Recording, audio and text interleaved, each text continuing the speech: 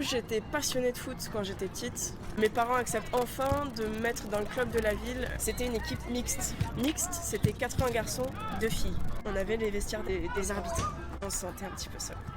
Moi, c'est que j'ai joué au foot dans un club de garçons, parce que j'étais la seule fille. Dans le meilleur des cas, j'avais le vestiaire arbitre, et dans les jours où c'était occupé, c'était le local matériel. C'était pas toujours très chaleureux. En fait, c'est une vraie problématique, les vestiaires.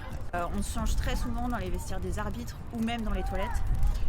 Donc c'est une vraie question aussi de représentation dans l'espace public qu'il y a des joueuses et qu'elles sont là.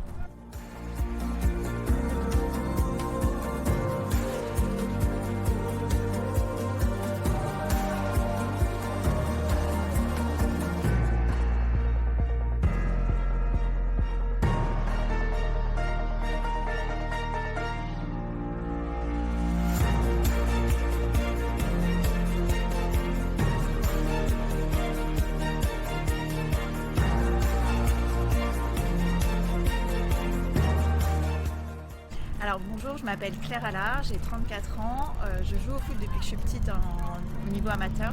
J'ai commencé en club quand j'étais au lycée, et puis j'ai toujours continué. En 2018, j'ai fait un exécutif MBA à l'Institut français de la mode. Il fallait proposer un projet de création d'entreprise.